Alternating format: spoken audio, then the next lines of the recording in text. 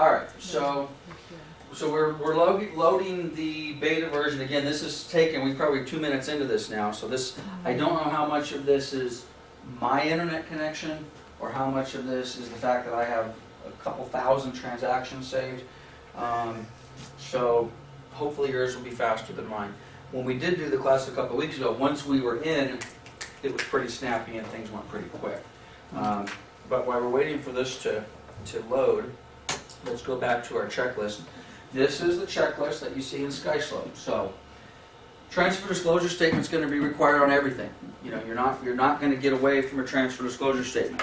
Wait a minute, Lance. What if it's a REO? Okay, that exempts the seller from filling out the TDS, but it doesn't exempt the listing agent from at a minimum filling out their portion of the TDS and the avid. Okay. So just because the seller says, I am exempt from this, okay, we're going to finish the TDS today. The SPQ, Seller's Property Questionnaire, we're going to go through that. That's pretty straightforward, standard stuff. One of the things that I don't like about the SPQ is the SPQ is so redundant. There's a lot of stuff on the TDS that's on the Seller's Property Questionnaire. Also a lot of stuff on the statewide buyers and sellers, just the same questions over and over and over. So as you're explaining that stuff to your clients, okay, I didn't give you any feedback, did I? Continue. Okay. But as you're explaining that stuff to your clients, it can be a little difficult. You got to be careful, I guess is what I'm trying to say, because if you're going to put all the disclosures in front of them at the time you're doing the listing agreement, and you just went through a TDS, and now say, oh, by the way, now we're going to do an SPQ, they're immediately going to say, well, gosh, I already answered that over there. I get it. Yes. You already answered it over there. We're going to answer it again. So just be prepared to go through that. Okay, so here I am in my Zip Forms Plus beta version. As you can tell, there's just a lot of transactions in here. That's, again, one. I think that's just why it takes so long to load. I believe, didn't I create one called Training last time? Did I do that? I think so. Let's see. You can open up one anyway. Let's see if it's going to let me search. Actually, it's not letting me do anything. I typed the word T and it said that was enough. You overworked it. I did. It's another thing I noticed. I don't know if you guys have had this experience, but my taskbar gets stuck, which creates a problem when I have this thing I need to open up. You can't use the taskbar, you can't. Man, my computer, I think, is not much longer for the living in.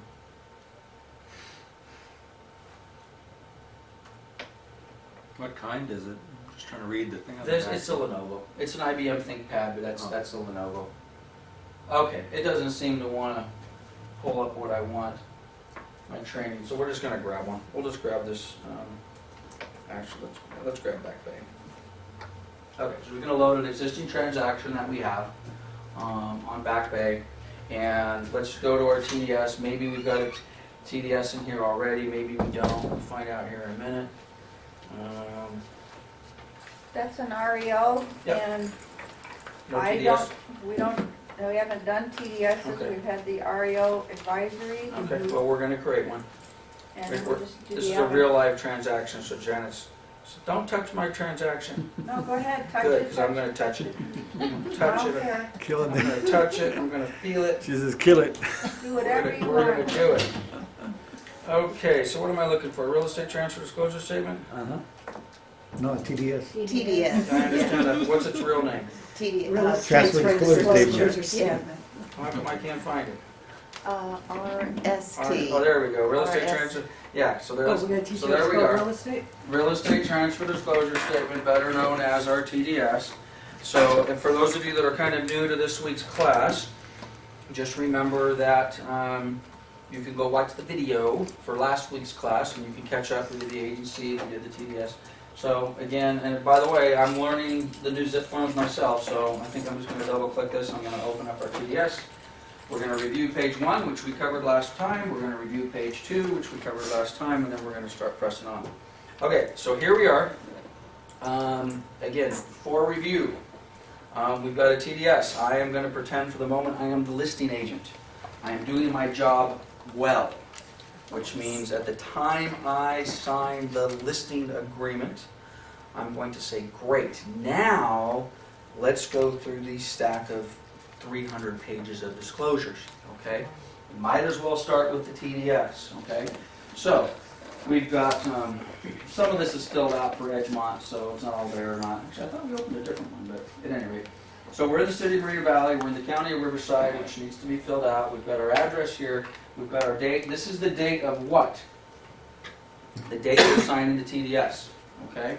So this disclosure concerns yada yada, this statement and disclosure of conditions of reference property in compliance with section as of today, okay?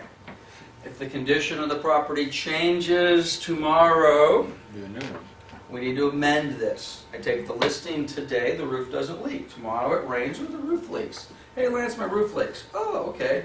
We need to amend our transfer disclosure statement. Yes. Would you do that on an addendum, or You just could. I actually would drag just do this one another- back out. Uh-huh. Maybe do a new one. Mm-hmm. Fresh date. Now, the better example is the roof has not leaked for the 20 years I've owned the house. The roof has not leaked at the time I signed the listing agreement with Michael. I am now 2 days away from close of escrow, and I get a massive rain, and just a little.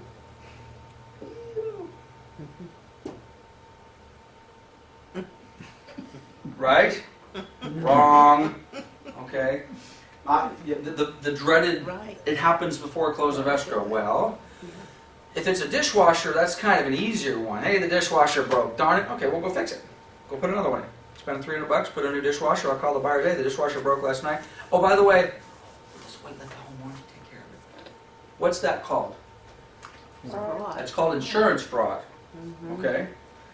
Telling the parties involved, don't worry, Mm-hmm. it's only a dishwasher. It's covered under the home warranty. Just wait a few days after close of escrow and call them. That is insurance fraud. And if you are involved in that, you are accessory to committing insurance fraud. Does that happen all the time? Happens all the time. We don't do that. Okay, let's go back to my roof example though. Is it a little more difficult to deal with that roof? It's not a $300 dishwasher. It could be a $300 repair. But when you tell the buyer the dishwasher broke, the buyer's not normally as freaked out about a $300 dishwasher as they could be. Oh, I know we were gonna close escrow tomorrow, but you know that rain we had last night? There was 5,000 for the roof. And normally delays, okay? Long We gotta find out. Time out, we're not closing escrow. Right. We gotta get the roof inspector out, now we need a certification. So what we thought was gonna be an escrow that's gonna close tomorrow, now could be delayed a day, a week, or permanently, okay? So we all have to resist that, and I don't mean just us as agents, we have to resist our seller's temptation to start sweeping things under the rug, okay? So obviously, if we have knowledge, we disclose it. So this is as of course, the date, but if anything changes, you have to acknowledge that. Again, I can't take as much time as I just did on that, because we'll never get through the rest of this, and we already covered this. If we have any supplemental reports, this is where they go. I have a copy of a termite report. Agents very rarely do this. But technically, if you already have a copy of a termite report in hand, if you already have a copy of a septic report in hand, if you already have a copy of a home inspection in hand, you're supposed to check the box, fill it in. And here it is. It's part of the TDS. Okay? Now, in most cases, those reports come after the fact. Okay? But if you have an escrow maybe that's fallen out, by the way, if you have an escrow that's fallen out, maybe the TDS was done months before, maybe it's got some initials on it, maybe it's 3 or 4 days or months old. Take a few minutes and do a new TDS, okay? Let's get a new TDS put together. And for that matter, let's get all new disclosures.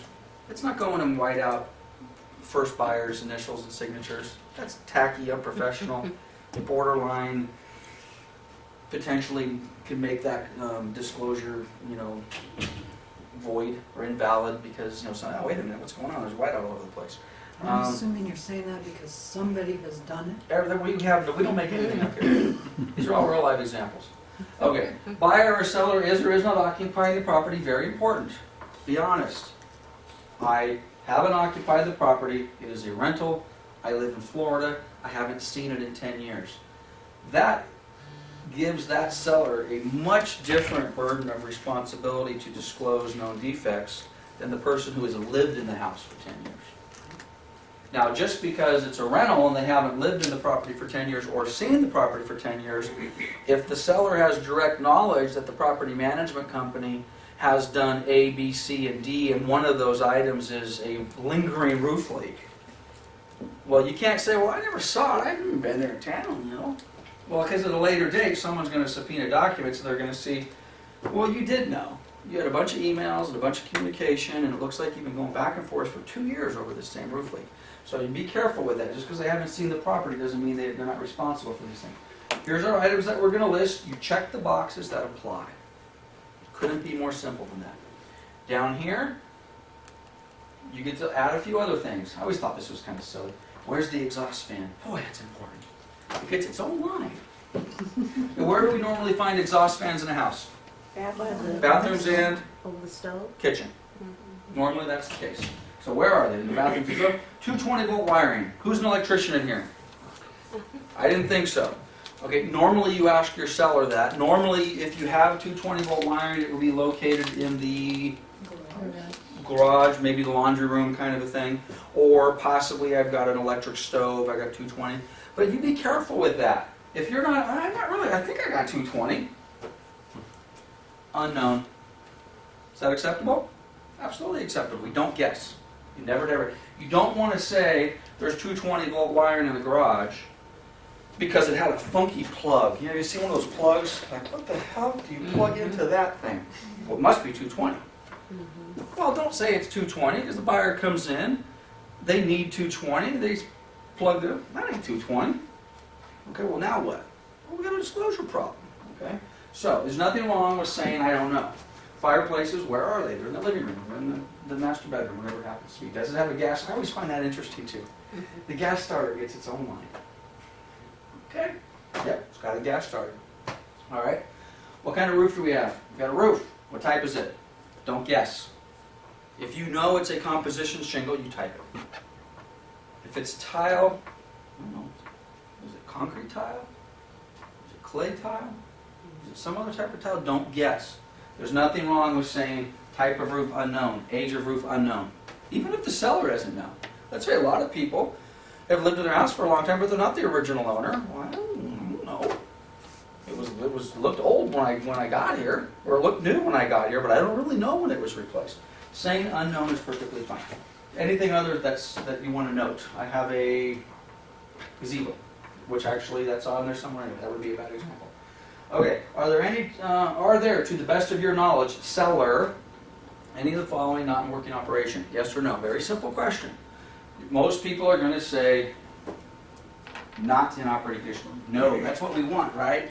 We want our seller to say no, because that makes our life so much easier. Well, if you say no, then everything up here works. Everything. So just make sure when you say no, that everything up there works. I used the example, I think, in the last class, and I paid for these. And Debbie was not joking earlier when she said that was a real life example. I don't make any of my stories up. These are all real life. Most every negative story I tell in here is my own story, and it cost me money. I'll give you a silly one. Everything in working order? Yes. What's one of the things that we are saying that the property has? Window screens. Window screens. I don't know what it is about that little window screen in the upstairs bathroom. That little window screen in the upstairs bathroom always seems to be gone. Okay? Well, we said it was there. The buyers and their agent now do a walkthrough, and what do they discover? There's no screen. A little screen up there. Well, those little screens, 30, 40, 50 bucks. A pain in the butt. The seller want to pay for it? Well, geez, Lance, that's great. I've lived here for 10 years. I've never had a screen there. It's really not that big a deal. Yeah, I know, but you remember over here, we said you had window screens, and now we don't. You need to have these conversations with your seller to make sure, but it might not necessarily have been the type of thing. Are we supposed to do a reasonable visual inspection at it? Or one of the things that potentially we should be able to notice is a missing screen? Yeah. Yeah. If we end up in small claims court, is it possible that the judge might say, you could have seen that? Yeah. So be prepared for that. So everything, if you're checking yes, now again, there's nothing wrong with checking no. Master bedroom, bathroom, window screen, missing. By the way, if you're going to disclose it, you're going to put that on there, to me, that means it's missing and I'm not going to fix it. Okay? Not going to fix it. Now, if you would sit down with your seller and you realize, hey, you've got 2 missing screens, one here and one here, and the seller says, okay, I'll get that taken care of before close of escrow. Huh. Okay. And now I'm going to check yes again. And I'm going to remind you 2 window screens before close of escrow. Okay? Stove, missing. Hot water heater's got a leak. You're going to fix that before close of escrow? Yes. Okay, then I'm going to put that everything is in working order. Now you might, wait a minute, Lance, but it says on this date it's a problem. I got you. I'm fudging it a little bit. But if Shirley says, I'm going to replace the screen before escrow close, I'm going to take you at face value and I'm going to remind you of that if you don't do it beforehand. And if you don't, then I'm probably going to be the one who's going to pay for it. Okay, so anything on operating condition? Yes, everything's fine. Page 2. Again, you've got a few other things in here. Are you the seller aware of any significant defects? Again, I hate the word significant. It's very subjective. What's significant to Matt may not be significant to me. Gosh, that's tough. Defects or malfunctions in any of the following. These are your followings, yes or no. Covers the gamut. Any significant defects in any of this. And what do we want to check here, right? We want to check no, not aware of anything. You know, my house is pretty nice. I could probably check yes. Something's wrong. You know, I got a problem with it. I got a couple windows that don't close the way they should. Was that significant? Depends who you are. If you're the buyer, it could be. If you're the seller, oh, come on, use wiggle. If you're a burglar, it could be significant. Yeah, well, there you go. So anyway, put it down. Be careful what you put down and be careful what you don't put down. Okay? And you can, as it says, if there's any additional stuff and you need more explanation, then attach additional sheets. Give the narrative as to why the drainage comes off the hillside a little funky and it flows to the left before it flows to the right, and every 10 years the side of my house floods. Is that something you can put on here? Oh, I don't, every 10 years? Oh, that's not very often. We don't have to put that down. Okay, well, you have knowledge. And the season comes in, they talk to the neighbor. Oh yeah, didn't Lance tell you? Oh my gosh, yeah, last time this happened. Woo! Man, it took 2 weeks to get the house dried out. Be careful. We disclose everything, especially material defects. Okay, I'm not going to go through these individually. We went through these in the last class. Yes, no, yes, no, yes, no. Again, just be careful. And by the way, in a perfect world, who fills this form out? Who's checking these boxes? Seller. Seller. Of course, we all know that the problem with giving the pen to the seller and going over this form with the seller, it's going to take how much time to fill this form out? A lot longer than if we just say, okay, this, yes, yes, no. We know what the form is. We know they don't know what they're looking at. It's a brand new form. It takes a lot of time. In a perfect world, we allow the seller to fill this out. Which in some cases, and by the way, there's nothing wrong. I've taken my listing. What is the minimum I need before I leave your house? I need a listing agreement and an agency disclosure. I have a valid listing. There is nothing wrong. When I was an active listing agent dealing with the public, to be honest with you, I would much rather do a 3-hour listing presentation and leave with all of my forms signed, even if it took me an extra 2 hours, as opposed to say, okay, I got my listing agreement, thank you very much, we're going to get the sign going, I got my agency, thank you very much, we're good to go. By the way, Debbie, I'm going to leave you this stack of papers. Why don't you fill those out? I'll come back and I'll get them next week or tomorrow. Now again, that's acceptable. Having said that, I don't think that's best practice. Sit down with your client, go through it, explain them all to them, because you're going to have to explain them to them anyway. Oh, hey, I got him back. I see you missed a couple things, right? Because of course they do. Okay? And just to make sure I understand, I see on your TDS that you said there's no defects anywhere. You know, you understand, Shirley, I have to do a visual inspection myself, and gosh, I haven't actually done it yet. But when I was out there, I kind of just did a preliminary inspection, which, by the way, if you are doing your listing, you're doing it all together, in a perfect world, I get the listing. And again, I'm not kidding about a 3-hour session. Okay, let's suppose I go in and the fact that I'm getting the listing is not determined yet. Okay, within 45 minutes to an hour, I know whether I got that listing. Okay, let's say it takes me an hour. Hey, we ready to go? You like what you see? Great. Boom. Okay. By the way, I've got a bunch of other paperwork.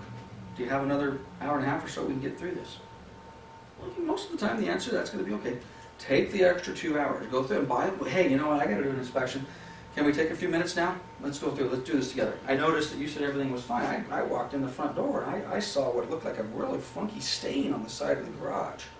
Looked like something was funky going on with the roof and the way it came together. And, you know, put all that stuff down. But tell your seller if you're going to have to challenge it. One thing that I do want to, and we kind of joked about it at the last training class, but this one to me summarizes all of them. You're asking the seller, are there any neighborhood or noise problems? And by the way, let's remember what the question. Are you, seller, aware of any of the following? Neighborhood, noise problems, or other nuisances? No. Okay. If they tell you, well, the reason I'm selling is those damn kids across the street. Okay? And then all of a sudden you have a no. What do you now have? Knowledge. You have absolute knowledge. And now, of course, when you call them on it, those damn kids are like, oh, they're really not that bad. But I'm moving anyway. Right. But you know they are that bad. Okay? It has to be. Even if your seller then starts to retreat, and you're, oh, no, I didn't really mean that. I know I called them gang members when I talked to you last night, but today they're just a couple kids. Okay, well, if they refuse to modify that, we're going to put on our evidence. Seller indicated to me reason for move is, ooh, wait a minute. Now I violated my confidentiality with my seller. Have I? That's in my opinion, that is a material fact. We have the duty to disclose material facts. I had a buyer. Now, fortunately, we didn't have a disclosure issue here, but I had a buyer, honest to God, true story, bought a house on Mohican, over here off of Kitchen and Garcia-ish. Moved into the property on a Saturday. It was a vacant Fannie Mae REO, so I didn't have any neighborhood conditions that I was aware of. Fannie Mae never disclosed, or didn't have to disclose because they didn't know there was a problem. And we closed escrow. The people moved in on a Saturday. They come back to me, the buyer, who's not my buyer. The buyer was represented by somebody else. Comes into my office on Monday. I want to sign up for property management service. Oh. My first thought was, you guys committed fraud. You bought this as an owner-occupant. Now you're coming to me. That wasn't what happened. They moved into the property on Saturday. Wife was terrified. Neighborhood nuisance. A whole block, apparently. Okay? Big problems. Gang members over here, halfway house over here, drug dealer over there, whatever it happened to be. They never moved into the house. They were there for a day and left. Now, had I had knowledge of that, or had my seller had knowledge of that, and we didn't disclose it, and then they get there, and then the good neighbor next door comes over and says, oh my God, did they tell you? Tell me what? Well, these guys, we've been doing battle with them. Boy, Lance was the leader of the neighborhood watch, and they chased him out. I can't believe he didn't tell you all about it. Matter of fact, you're the new block captain for Neighborhood Watch. Here's Lance's book. Didn't he tell you? So anyway, material defects have to be disclosed no matter what, period. Okay? All right. Now, seller certifies that the property, as of close of escrow, will be in compliance with health and safety code, smoke detector, water heater, straps, yada, yada, yada. Okay? Seller certifies that as a close of escrow will be in compliance with health and safety codes, yada, yada, yada, yada. Seller signs and dates. So far, so good? Parking dogs, okay? And say 9, 10 o'clock at night? Is that, I disclose it. I disclose that. To keep you up at night, every single night? You'd roll over and turn to your wife, goddamn dogs. Neighborhood nuisance, or, what was the other question? What was the other part? Noise. Isn't that what it said? Let's go back up. Yeah, I'm just making sure. Neighborhood nuisance, or, oops, Noise neighborhood problems. noise problems. Woo, woo, woo. That's a 10 o'clock at night, 6 o'clock in the morning. Nuisance, noise problems. Gotta disclose Sound it. effects. Gotta disclose it. Okay, You talked so here's about our it Avid. that way. I used to do this all the time. I've been told, stop it, stop it, stop it. Check the box. Agent has noticed no significant defects with the property. Seller's disclosure appears fine. Agent recommends the buyer obtain an independent third-party inspector to satisfy themselves as to all conditions related to the subject property. That was my legalese get-out-of-jail-free card. Guess what? See our attorneys say, no. Don't write that. Don't do that. Do your Avid. Now again, is an Avid required? Mhm. We require it. It's not required by law. Transfer disclosure is required by law. The Avid has kind of just become the acceptable requirement because a lot of brokers are trying to cover themselves with E&O policies and due diligence and loss mitigation.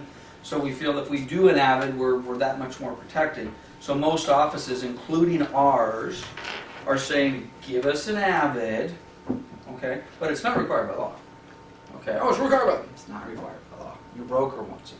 Don't fight other brokers over an Avid. Well, it's not required by law. Do the damn thing, okay? You're much better off doing it, believe me, than not doing it. And I've done plenty of transactions without them, and I shouldn't. Okay, so do the darn Avids. So we're going to check the box, see attached. Avid, signed by the agent, and then of course the other agent's going to do the same thing, right? And then the seller's going to acknowledge a receipt, and the buyer's going to acknowledge a receipt, and I'm going to sign it, and the other agent's going to sign it, right? All right, fair enough. Okay, so there is our transfer disclosure statement. Now, don't think we're done with the transfer disclosure statement because so many of these other forms are really just an offshoot of the transfer disclosure statement. So if we find something on another form that we have disclosed and we somehow have left that off the transfer disclosure statement, we got to go put that back on the TDS. We forgot about that. So let's go to our next one. Our SPQ, the lovely seller's property questionnaire, required. Let's pull that one up. And I do like the new format of this zip form. It seems kind of Supposed to do it nice. on this side. What's that? Do it on this side. This side? If My it's- forms? if it exists. Oh, I don't know if it's on here or not. Doesn't look like it's on Okay. here. Yeah, because it's already on. Okay. Yeah. Oh, it's an RO, yeah, okay. Ah, what Sorry, do I do? Look what you've done to me. sorry. Oh boy. How do I get this to go away? Oh, there we go. There we go. Thanks, Michael. Sorry, Lance. Good eye, Michael. Okay, seller's property questionnaire. And Lance, Yes. Oh, by the way, please engage. I do the SSD on REOs because that's the only place Yep. where we can identify HOA. Okay. So is it, anyway. Nope, that's fine. We're gonna talk about that. Where is the seller's property questionnaire? Is it called something else? SPQ. SPQ. Yeah, but isn't it called the seller's property questionnaire? Seller property questionnaire. There it is, right down the bottom. There it is. Ah, There there it we go. is. Seller's property questionnaire. Right where it should be, alphabetically sorted. We'll teach you the alphabet. Okay. Double click. Okay. That's kind of weird. I guess it just pulled up and took me to the. Okay, so here we are. Here we are with our SPQ. Just make sure we got everything here we need. Looks like we do. Okay. All right. So let's pull this up. And again, I'm not going to read this form to you guys. I think I get the general purpose. We're going to go through this. But again, Think TDS. Think transfer disclosure statement when you're filling these out. But by having said that, this form is not a substitute for the real estate transfer disclosure statement. It is used by the seller to provide additional information when the TDS is completed or when no TDS is required, REO. Okay? Which, by the way, do the banks fill these out? Can you, as an agent, fill out a SP? You're not the seller. Could you fill this out if you felt it was material and just put on here Lance's disclosure? You could. I don't know if this is the best place to put it, but not necessarily know that I would recommend it. This is obviously designed for the seller. Okay, seller makes the following disclosures with regard to real property or manufactured home described as address, da, da, da, da, da. The following representation is made by the seller. So forget about what I just said. You would have to modify this form so much because this has said seller, seller, seller, seller. So we're never going to use this form. Unless otherwise specified in a writing, broker and real estate licensee or other persons working through the broker has not verified information provided by the seller, because whose report is this? This is the seller's, and who is making these disclosures? Sellers. The seller is making their disclosures. Okay. A real estate broker is qualified to advise on real estate transactions. If a seller or buyer desire legal advice, they should consult an attorney. I mentioned many classes, I'm a general contractor. Oops. Anybody in here a roofer? Let's pretend you were. I'm a roofer by day, real estate professional. Okay? You walk up to your listing, you look at the roof, you have knowledge. Now the roof doesn't leak, the seller discloses the roof doesn't leak, you're a roofer. You're right, it doesn't leak by the grace of God. Okay? So, you have knowledge, you gotta disclose. So again, be careful if you do have specialty knowledges. Okay? And because right now it says we don't. It says all we are is lowly brokers, we don't know anything. Okay, note to the seller. Purpose. Tell the buyer about, again, here we go, known material or significant items. Purpose of this is to disclose known material, significant items affecting value or desirability of the subject property. In my mind, we talked about this in a prior class, how do you define, forget about the legal definition of material, defect, or significant item. I say the practical definition is, if the buyer knew, would they choose to pay that price or even proceed with the transaction? That's my definition. Well, I don't know, is it significant or not? Let's ask ourselves a question. If we told the buyer, would they give us $220 or would they even buy the house at all? Okay, well, if I was the buyer, I don't think I'd pay $220. Well, then you're significant. Now, if I was the buyer, I don't think I'd buy the house. Well, then it's certainly significant and probably material. Okay? So anything that's going to affect the buyer's decision on moving forward with the transaction. Answer based on actual knowledge.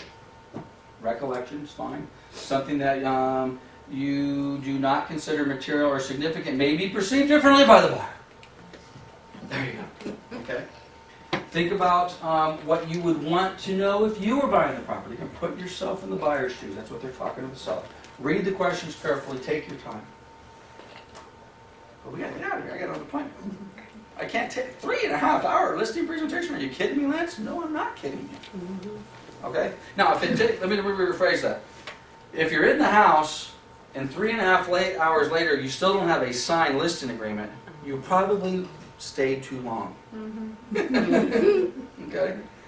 Now, if you're in the house and within an hour you have a signed listing presentation, listing agreement, and now 2.5 hours later you're there building your file, fantastic. My first listing presentation was 3.5 hours. I left that house with nothing signed.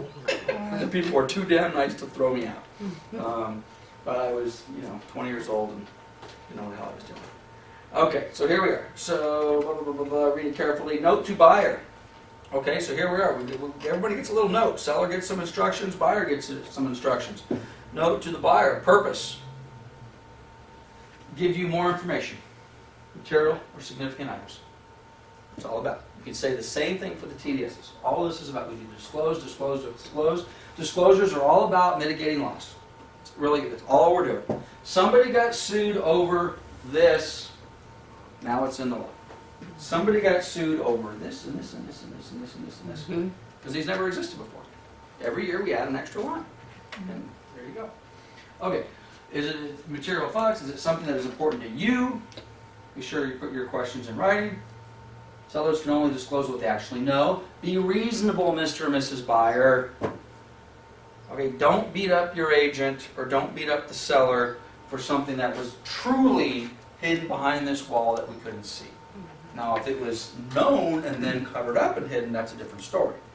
But you can only disclose what you see. Termite inspection is a perfect example.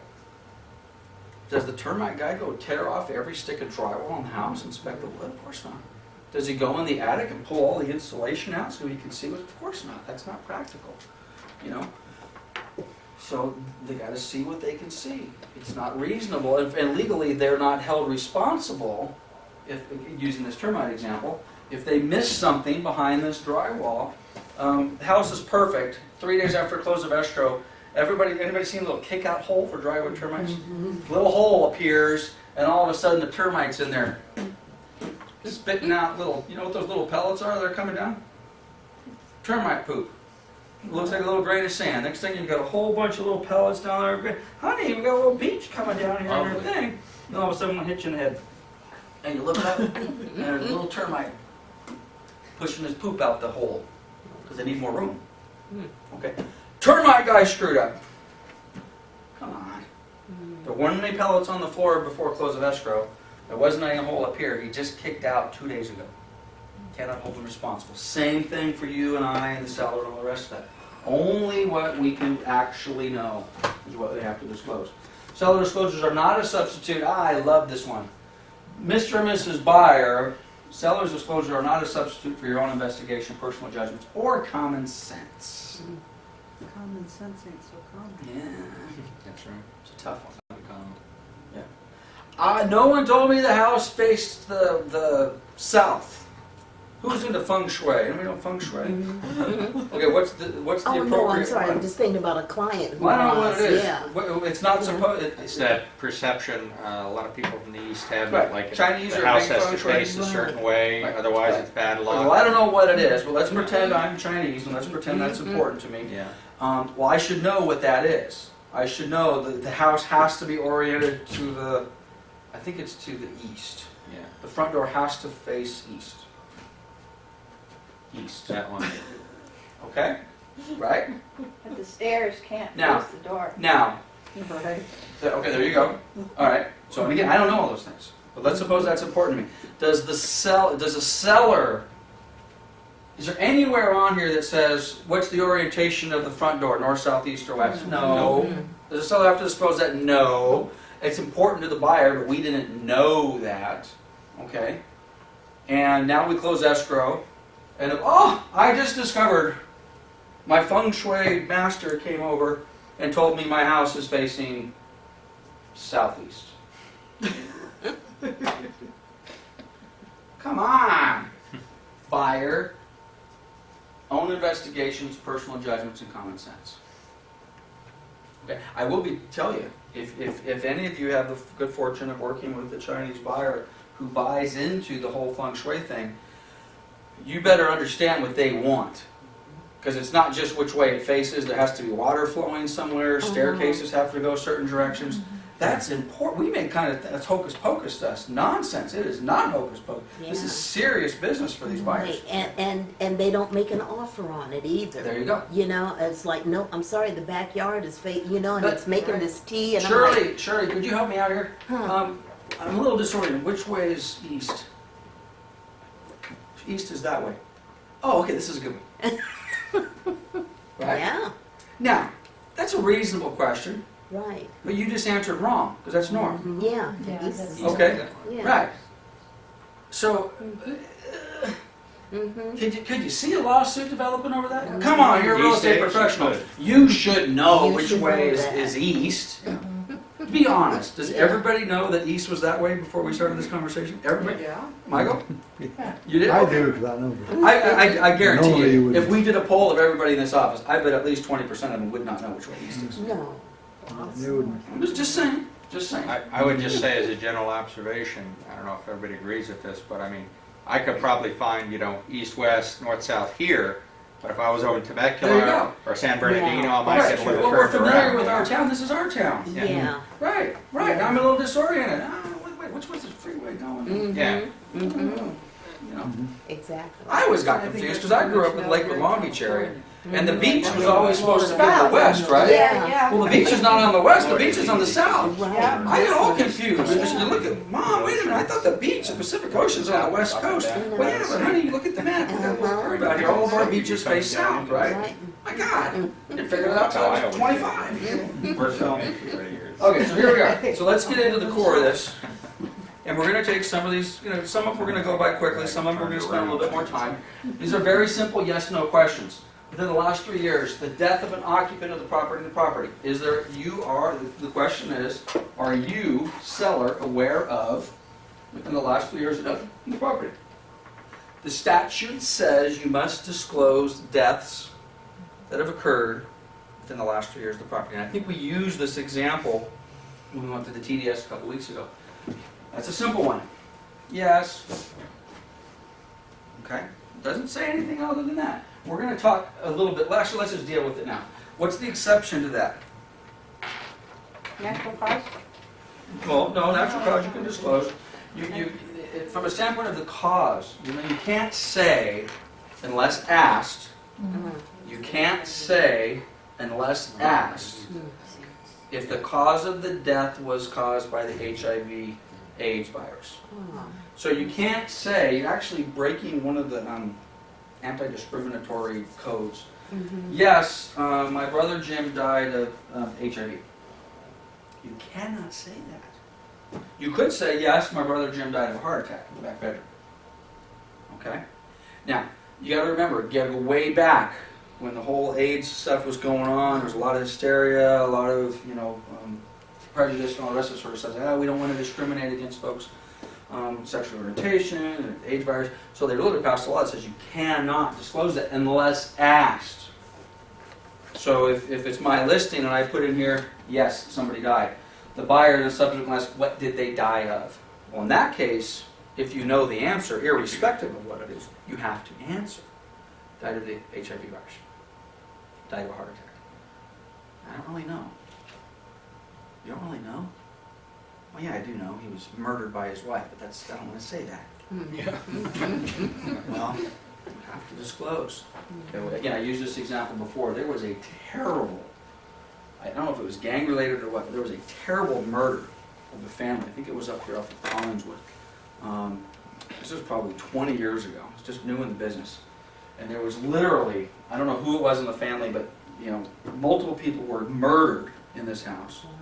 One of the people in the house was like shot. He's hanging out the second-story window.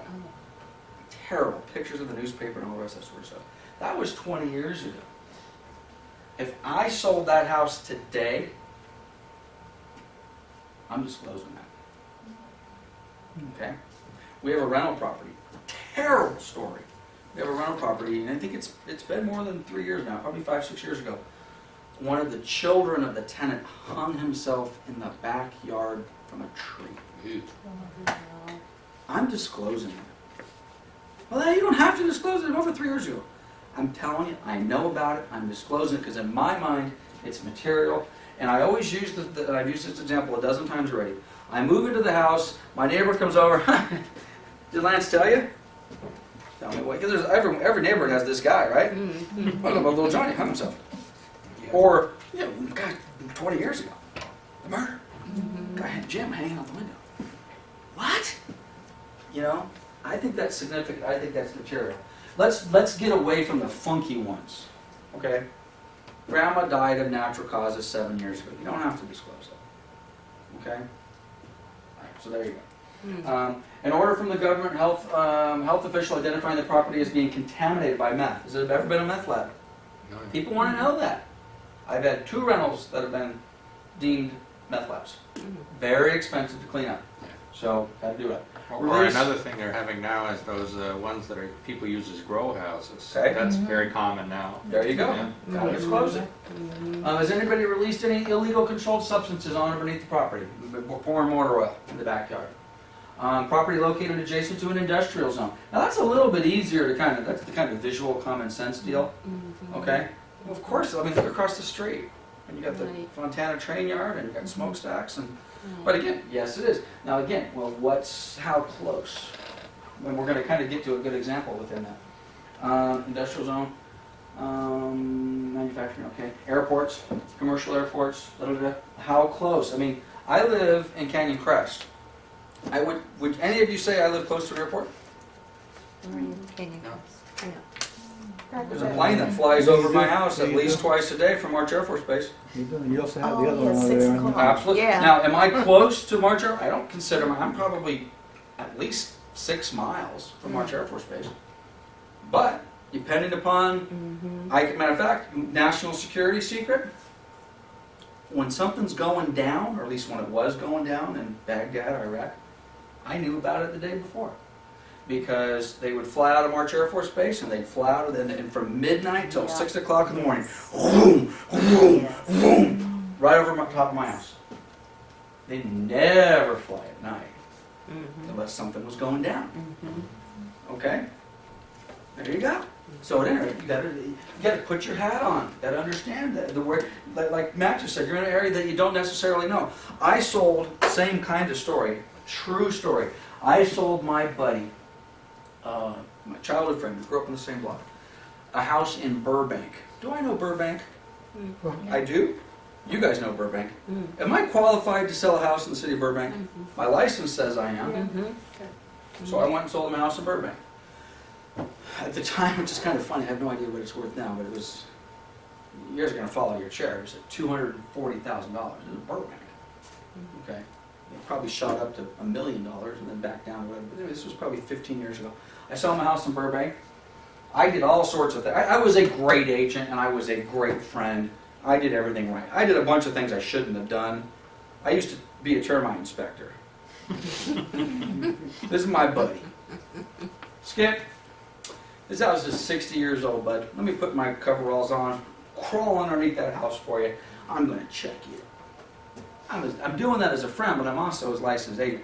Should I be underneath his house, crawling around with a flashlight poking on wood? Because we didn't trust? Of course not. Shouldn't be doing that. Ridiculous. So anyway, we closed escrow on this house. He's happy, I'm happy, everybody's happy. What do you do when you move into your new house? You have a housewarming party. What do you invite? You invite your best buddy and your realtor. We're over at his house a week after we closed escrow. We're in his backyard. Got myself a Miller Genuine Draft, hot dog. I hear this noise. I look up and I see a plane. I see landing gear. I can read the, stuff. I see people looking down at me making, and I'm not kidding you, this plane is directly over his house.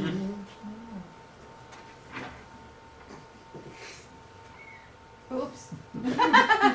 Yeah. Burbank, I Yeah. don't know if that's an international airport, but Yeah. Burbank Airport is over there. His house is over there. Flight path is right over his house. Is that Bob Hope or is that a different airport? It's Burbank Airport. I don't know, maybe they call it Bob Hope?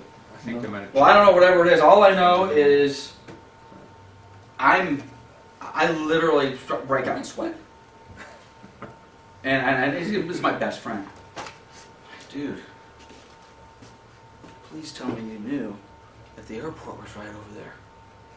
Oh yeah, I knew all about it. I'm like, oh my God, I wouldn't have bought that house. Yeah. I mean, I'm not exaggerating. I don't know when the landing gear goes up on a plane, Yep. But this landing gear was down. I mean, you could see like the writing on the bottom of the plane. You know? Yep. I'm like, holy I think you're gonna cow. land on your roof. Now, let's pretend that wasn't my buddy. Let's pretend that they didn't know that the airport was there. And let's pretend that every time we went and looked at the house, we just happened to be there at a time when there wasn't any planes flying. Then Could you I got a have problem. could I have a problem on my hands? Mhm. This is why you hear brokers and owners and managers say all the time, if you're gonna go take that listing over there, you better know what's going on over there. Mhm. And that doesn't mean, oh, I think I'll go spend a day, I'll drive around. Really? Mhm. I've been in this town for 27 years, I barely know half the stuff that's going on. Right? We have 2 lawsuits in the last 2 years, people buying houses in Marina Valley Ranch because of the whole rental restriction thing. And these people should know what's going on. So be careful. Okay, so we've got that going on. What do we got here? Nuisances created by industrial zones, property located within 1 mile of a formal federal state ordinance located. By the way, what is this? Formal federal or state ordinance location. What's an ordinance? Arms Depot, Bombs. bombs. Do we have bombs? Do we have bombs? Oh, in March. March. Yeah. Now, we don't know necessarily there's bombs, but if you drive down Heacock and you look to your right, you see all of these like hills with grass all over them. Mhm. What's in there? Yeah. I don't know, but I think there might be bombs in there. Well, you've got to disclose that. Okay? You've got to disclose that, and you need to know whether or not you're selling a house in an area where there's a bomb. I mean, you better have your act together. Okay, so we've got that. Property is a condominium. Is it a condominium or PUD? You better know. Insurance claim affecting the property in 5 years. Is that important? That's in the contract, by the way. Especially water damage claims. You've got to disclose. Matters affecting title. I just filed bankruptcy. Huh? My sister put a lien. Huh? Well, the guy who did the patio put a Liz pendants or a mechanics lien. Huh? Okay, well that all affects title. Alright, you gotta do that. Huh? You like that? Huh?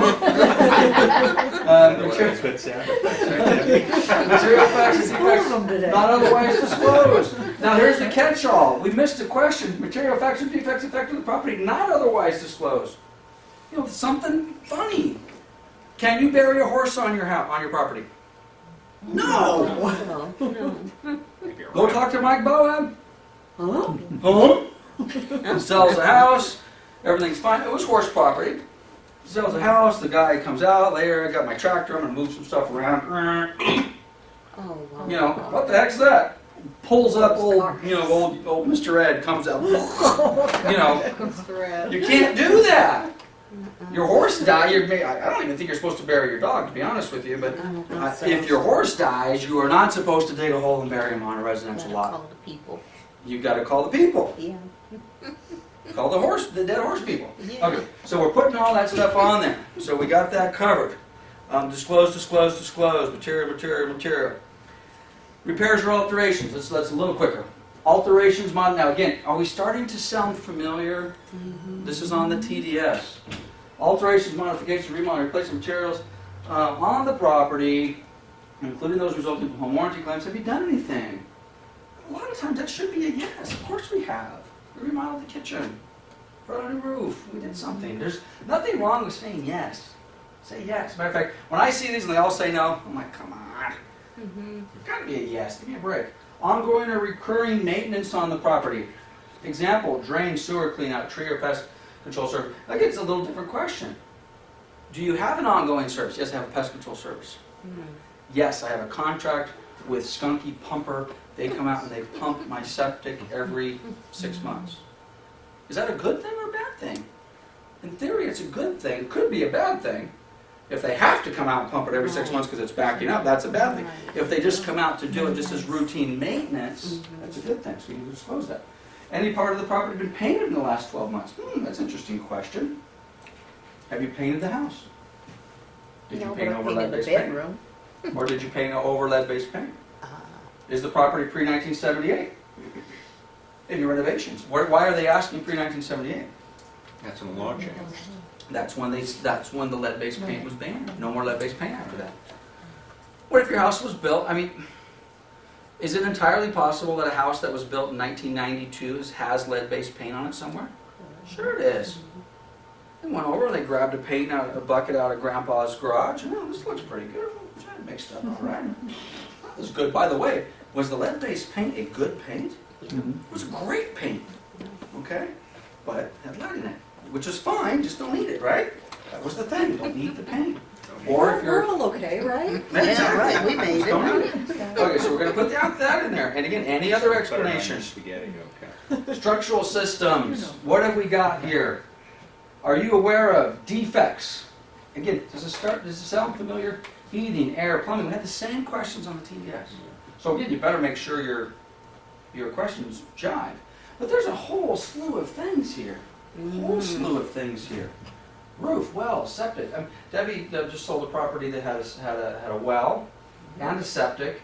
And there was kind of issues. Normally when you have a well or a septic or both, prepare yourself.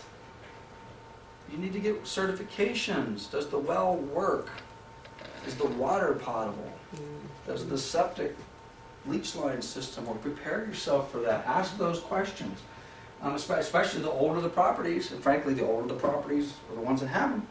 You don't have a lot of brand new properties that have wells anymore unless you're rural type stuff. The leasing of any of the following on or serving the property. Do you own the solar system on the roof or are you leasing it? That might be important to know. Do you own the water softener system or are you leasing it? Whose alarms are there? I see you have an ADT system. Do I own that motion detector up there? Or are they going to come take it if I don't pay? Is that important? Could be. Could be. So you got to know what you've got. Alternative septic systems are serving the property. There's something else going on. Disaster relief insurance. This is an interesting one. I don't think we've ever had this in any area that I'm aware of. But God forbid it ever happens. But is there any financial relief or assistance or insurance settlement that has anything to do with the property? God forbid at some point we have a natural disaster over here. FEMA comes in or somebody says, yeah, you qualify for X and you've now been paid off for X. Buyer might want to know that.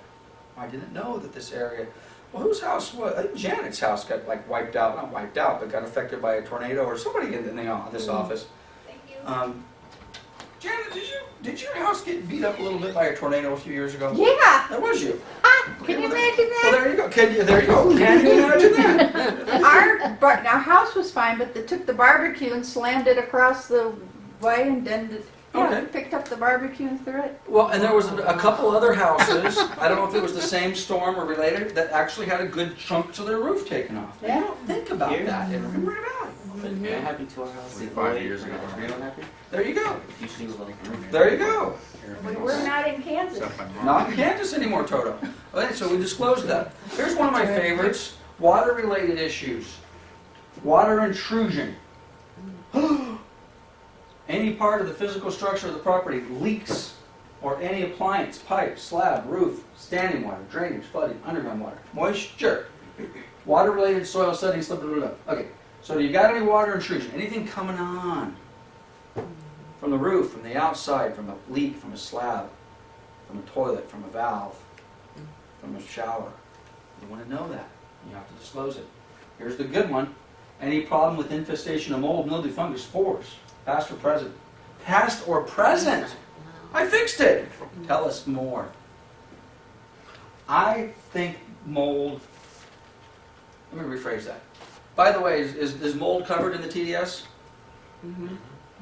One word. It's included in its lead-based paint, asbestos, radon gas, mold, on and on and on.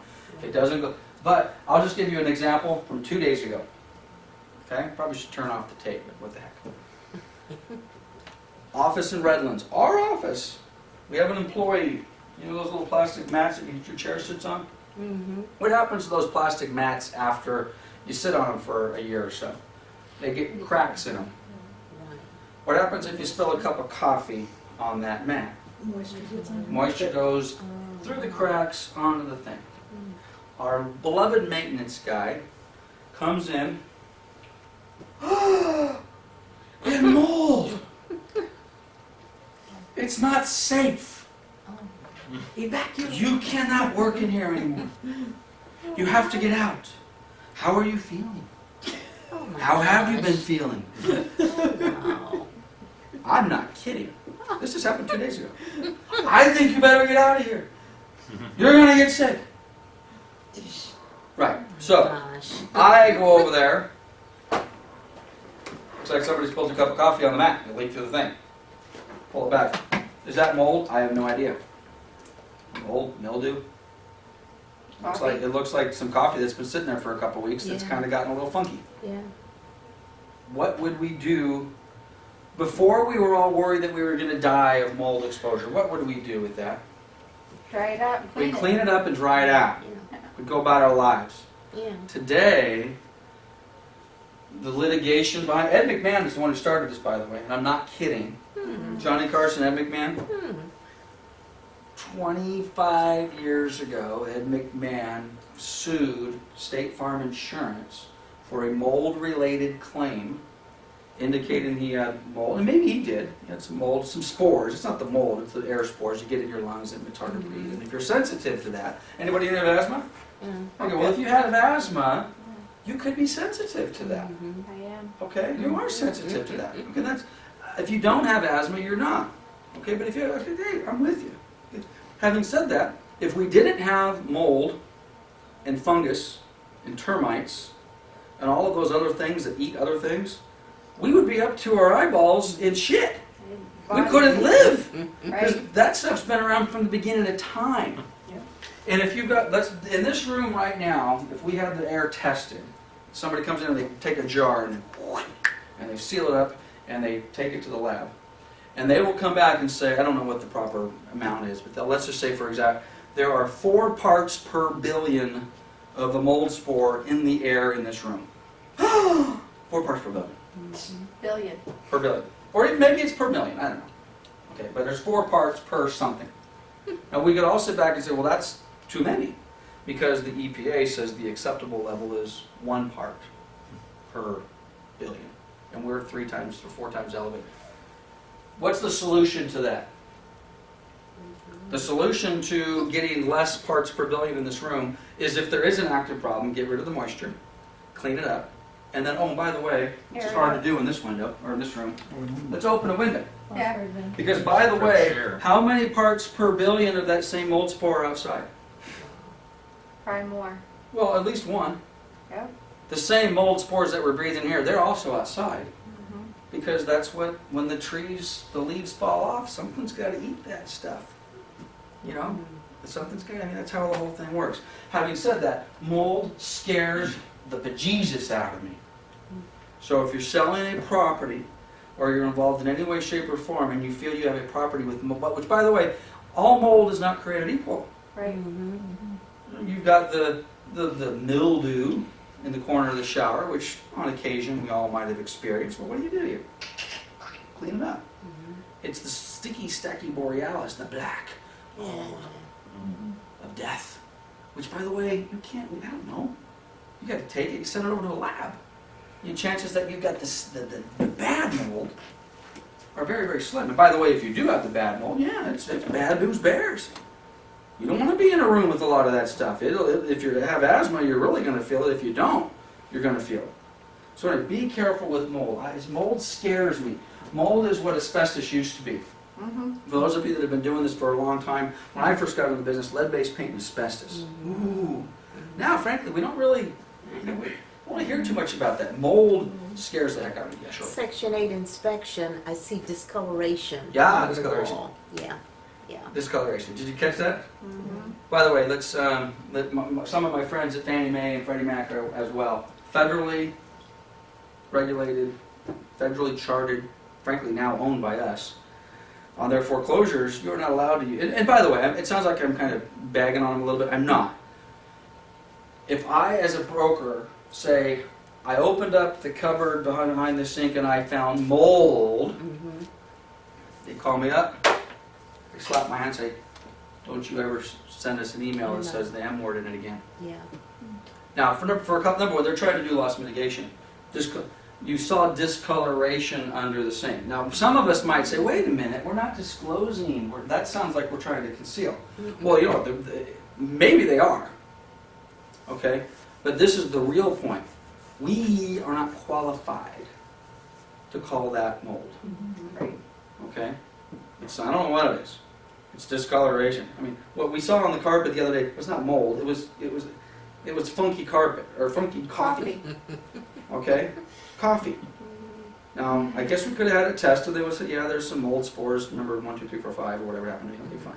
You clean it up, you go about your lives. Okay, be careful with mold. Mold scares me. It scares me. So if you're going to get into a situation like that, and again, to be cautious, use Shirley's description. I have a discoloration issue. I don't know what it is. Let's hire a professional. I suggest. Which, by the way, who the heck do you hire to go check it out? It's a tough one. How many licensed mold companies are there out there? 0. No. Good answer. If we search the internet, shall we? I love Find mold. a ton of them that claim. Mold Kind of thing in the news about that now. Inspector. Going right now. Mold, how about mold inspection? There you go. Okay, we got It's a 3. highly trained, Certified. certified. Here we go. Trusted, certified inspections. How much do mold inspections cost? Let's go with the topic. We're going to cost these people $1. So we clicked on their link. Mold inspections, testing by certified Los Angeles mold inspectors. What does that mean? What is certified? Who regulates our real estate license? DOE? California Department of Real Estate, which actually is now the California Bureau of Real Estate. Government They did agency. change. We have standards, we have practices. If we don't do it right, you have a government agency to go after us. If you hire a contractor to replace your roof and the roof goes bad, who do you go to? You go to the state contractor licensing board, who regulates that roofing contractor, which is why you use a licensed contractor, not somebody else. And then there's some sanction. If our termite inspector makes a mistake, we go to the Structural Pest Control Board, state of California, they govern them. If this mold inspector does something wrong, who do we go to? Oh, well, it looks like we go to the certified Los Angeles mold inspectors. Who the heck is that? No such animal. Nobody. You want to get certified as a mold inspector? How about this? I'm gonna be a mold inspector. To be a mold. I bet it comes up. Oh, I'm shocked. Certified. Inhale I in want, my house. well, I'm gonna do it anyway. Inspector. I want to be a mold inspector. Certified mold testing, Testing. local mold inspections. Any one of these guys are gonna. Professional inspection training. Ah, where's that? Ah, Bottom down at line. the bottom. Training FAQs. Anyway, you get the idea. So, don't just, oh, by the way, Service Master, we've all heard of Service Master, they got commercials all over the place. What are their disaster relief specialists, right? When your house burns down, who do you call? You call Service Master. When you have a flood, who do you call? You call Service Master. You know how much money they charge you for a flood? Yeah. A lot. And the insurance companies pay. Okay, pets. Pets in the property. Why do we want to know if there's pets in the property? Because pets pee in the property. Damage your carpet. Damage the carpet. Fleas. I'm allergic. Do you have livestock? Do you have problems with livestock? Wildlife. Insects. Pests. I don't know about you, but I can't wait for the June bugs. I don't know what it is about my house. My house is a hangout for June bugs. Is that those big ones? Nah, those little orange little bugs, little Okay. beetle bugs. Little hard. I think my Never house. Come out in June anymore. Well, they'll be out tomorrow. I haven't seen them yet, but when they show up, man, They come in force. they come in force. They love my Till house. August this year. Okay, past, present odors, urine, feces. What happens if your dog pisses on your carpet? I don't care how hard you try. It's Wah. down into the Thanks pavement. there. Past, present treatment, eradication for pest odors, repair damage in any live area. Disclose, disclose, disclose. Okay. Boundaries. Be careful with boundaries. 99% of the properties that we will sell in our real estate career are probably going to be single-family residential lots with very defined lots. Should never cause you any problems. Okay? They can, but those are not the type of things that you'll normally get in trouble over. Occasionally, you'll sell a house in a residential neighborhood, you'll find out later that, 15 years ago, the neighbor moved the fence over 1 foot and something happened and yada, yada, yada. That's not really the big problems. These are properties where you're selling a 3-acre parcel that's up in the corner of Box Springs or something like that. Or, you see that rock up there with the little white dot on it, that's the corner, and that tree over there, the branch that goes that way, that's the other corner. You gotta be careful with that, okay? Now, your seller can say what they want to say. We say, go get your property surveyed. And frankly, what I recommend, if you have questions with that, is call the title company. The title company will, for a fee, refer you to a survey company, because a lot of times they work hand in hand surveying properties. Okay? I've had to do that twice. And both times it was a problem. Ken Hawkins in this office 10, 12 years ago sold a house, and everything looked good. The buyer buys the house, and it was a weird house, and it was like a 4 or 5 acre lot, and the neighbor had a 4 or 5 acre lot. When we find out half of the barn was built on the wrong side of the property line. After the fact, Tear it down. the buyer wanted to get something else built and decided, let me just survey to see where I'm. Shoot. And so it wasn't a cheapo little barn, it was a nice barn. Don't ask me how it got done and how permits got done, they just did it. Big problem. So make sure you're good with that. Landscaping, pool spa, already your tree. This hasn't been in the news much lately, but a few years ago all the pine trees were dying. Remember those beetles were getting Yeah. Okay. Up north. Again, for most of the properties we're selling, this isn't a big deal. Let's suppose we're selling a very, very nice palatial property with many, many acres, and they've got tens of thousands of dollars worth of beautiful trees that I know are dying. But they're not dead yet. So let's sell. Because the house is worth more with these beautiful trees than it is without it. Right? Well, you got to disclose that. So but sometimes you got to take this out of your box and think a little bit more than what we're normally selling. Orientation of sprinklers on the fire. Are they automatic? Are they manual? You know, the trees or the plants. And operational pool heater. Well, that's kind of important. Does the spa heater work? Past or present defects or leaks, pools and sprinklers, pool, spa. I don't know why they put the sprinklers in with the pool and spa, but does everything work? Does the waterfall work? Does the pond work? Does the drainage work? Does all that stuff work? Disclose, disclose, disclose. Very, very important. Title and ownership. Do you own the house? Any legal claims? Are you leasing the property? Okay. Can you sell a house that has a tenant in it with a 1-year lease? But the lease goes You with the house. Lease goes with the house. Lease goes with the house. You absolutely can do that. Lease goes with the house. Got to make sure you understand that. Past, present, pending, threatened lawsuits, settlements, mediations. Husband and wife, divorces, ugly things going on. Is everything resolved? Private transfer fees. We don't. This is something you guys. We have never had to experience it. This is something that could potentially come into our lives because it's being fought right now by the California Association of Realtors on our behalf to prohibit private transfer fees. And what this would be, a developer comes in. Think about how cool this is. We own a lot. We're going to call it Pioneer Limited Liability Corporation. We all own it together, and we're going to build 100 houses on it. And what we do is we're going to sell them. We're going to sell all 100 houses.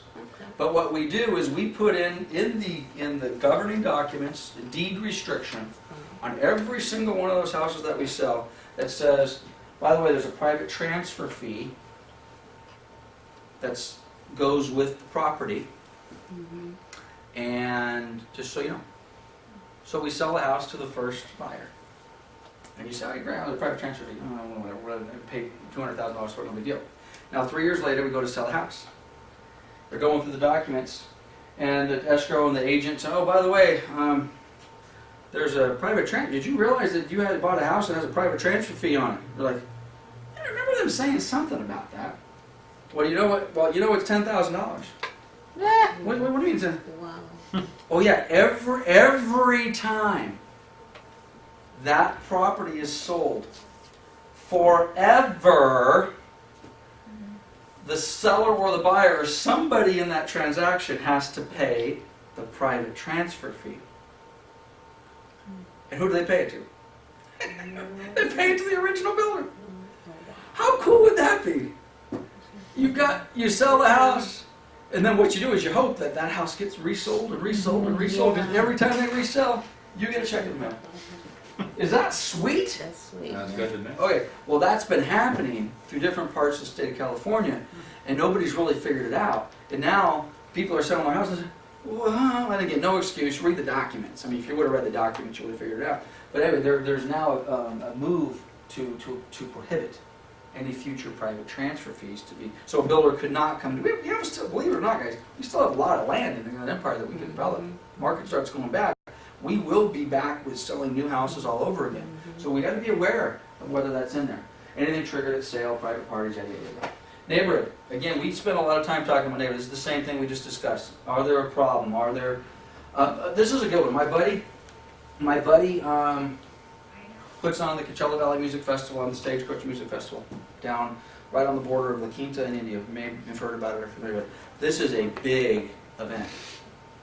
This event goes on for 3 weekends in a row, and it's not Saturday, Sunday. It's a Thursday, Friday, Saturday, Sunday, followed by a Thursday, Friday, Saturday, Sunday, followed by a Thursday, Friday, Saturday, Sunday. It takes them about 3 weeks to set up. So 3 weeks before that, you've got equipment in there, and then it takes them about 2 weeks to break down. So for basically 2 months out of the year, from about the middle of March through the middle of May, if you live by the Empire Polo Field, you're going to have heavy equipment. And for at least 12 days during that month, you better like rock and roll and country, baby. Because you're going to be here in rock and roll and country, and you better like traffic. And you better be okay with, hey honey, I gotta go get a quart of milk. Today, Maybe I got an hour. yeah, what normally is a 4-minute trip could take you 2 hours. Or you might not even be able to get there. Wow. Is that a big deal? Mhm. Had you better disclose that? That's what this is talking about. It's not just the punk rock band across the street that's a nuisance, or the gang members selling drugs. It's those sort of things. So all of that stuff needs to be disclosed. So important. Governmental stuff. Does the city require inspections? Does everything? Does it comply to code? Or is there rent control? Is there proposed new assessments? Has the city been talking about floating a new bond, special assessment district?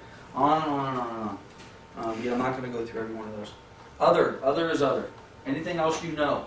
I will give you this example. I've talked about this in other classes. Debbie's my seller. I convinced Debbie, hey, we've got to get a termite report. We're going to offer a termite. She says, okay, fine. We'll get a termite report by a company that I recommended. Oh, God, I recommended. Had good use with them. Here's 3 companies to pick one, but I like ABC Company. She picks ABC Company. She gets the report. It says fumigate. $1,500. Ah. Give me a second opinion. Okay, XYZ Company comes back and says, oh, well, yeah, you got to fumigate, and our price for fumigation is $1,600. Oh, and by the way, we found some other stuff that the first guy didn't find. They also have subterranean termites, and that's going to be $600. So, report 2, which of course we were trying to get a better deal, is over $2,000. Report 1 is $1,500. Who gets? Is that a material known fact? Who gets copies of those reports? All the buyers. Need both of them. So your seller cannot make the decision, okay, well thanks for getting me 2 estimates, Lance, but we'll just go with this one. Because this one's $1,500 and it's only a fumigation. The other one found something else. This is no. So they could go ahead and fumigate and then still just give the buyer that other inspection that said we recommend. Got to get them both. That's Gotta give 'em both. okay. Yeah, you have a known material. Now, there's a total different argument. Is the first termite company responsible for what they missed? Let's not get into that right now. Okay. But at the end of the day, I as the agent, Debbie as the seller, now have knowledge of, we have 2 different reports with different findings at different prices. But let's suppose they weren't. Let's just suppose they both found the same thing. One was $1,500, one was $2,000. You still got to give both reports to the buyer. Now, of course, Debbie wants to use ABC Company for $1,500, and the buyer wants to use Orkin, and they're $3,000 because Orkin's got the name. Right. Orkin's got the brand name. We'll use them.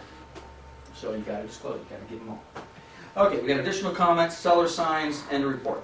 Okay, so there is our SPQ.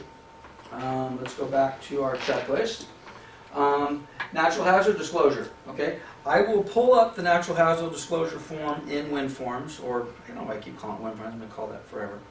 However, we never use this. Never. Did I say never? We never use this. This is the form that is provided to us by who? The natural hazard disclosure companies. We pay the $50, we pay the $100, whatever we pay, correct? Normally the seller pays, and this the form itself has all of these questions answered, Mm-hmm, right? mm-hmm. We never use this form. The seller does not. I want to save $50, so I'm gonna. No, I don't think it's in there. No. We don't do that. We never use this form. So when you see on our mandatory forms list a natural hazard disclosure report, which basically the one thing we need to get signed is that one pager. Isn't it a fire zone, a high fire zone, an earthquake zone? All the risks. The risk, exactly. That is the report that is provided for by the company. Checks, boxes are already checked, we just sign. That defers and deflects the responsibility for the correct answers over to the company. And they have the reports, they know. I don't think those have ever been challenged. So, just so you know, if you're new and you see this on the checklist, there it is, the Natural Hazard Disclosure Report. And if you go to CAR, I really wish CAR would just take this out. I don't know why. Where did it go? Here it is. This form should not be in there because there's agents out there that use. There's agents in this office that have used this. They filled it out. I don't know where they got the answers. Even if you have the report and you do the same thing that's on the report and you have them sign this, don't do that. Don't do that at all. So now, just for training purposes, what this is it's exactly what the title says. We are disclosing known natural hazards, and basically what we need to disclose are special flood hazard area. That is a legal description. That just isn't something that we just came up with. Type, zone A or B. Okay? An area of potential flooding. Okay, that is a legal word. Okay? Yes or no. Okay? A very high fire hazard severity zone. That is a legal, as defined pursuant to section of government code. These are legal issues. Which, by the way, and this is just me off the top of my head, an area of potential flooding. Is the city of Paris in an area of potential flooding? Mm-hmm. Have you been to Lake Paris lately? Yeah. The lake is down by a third because they're worried that the dam was gonna fail. Flood out of Lake Paris. Have you been to East Moreno Valley at any time when we've had some of those funky rains and storms? You know, the drainage is better today than it was 20 years ago, but it still isn't perfect. We have one of our rentals with 2 feet of mud in the front yard and 6 inches of muddy water inside the house within the last 6-8 months. Things happen. So anyway, we do not use this form. We let the Natural Hazard Disclosure Company provide that for us. Okay, so that's the disclosure, and then the approval is the form that I just showed you. The lead-based paint disclosure. We got that one. So let's do it.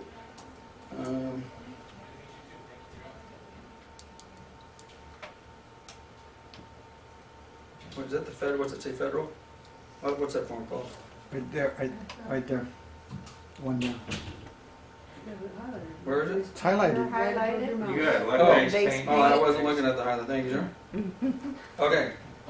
Again, a form known and loved by all. By the way, I know there's different trains of thought about whether we need to use this on properties built after '78. Use it on everything. I don't care if the house was built 2010. Use it on everything. Just makes me sleep better. Doesn't hurt anything. Double click. And it's thinking about it. Come on, baby.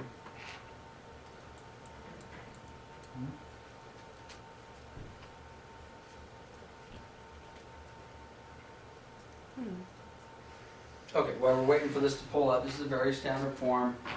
It's used all the time. It's very simple. Seller, buyer, agents are signing. When was the property built? To your knowledge, is there any lead-based paint?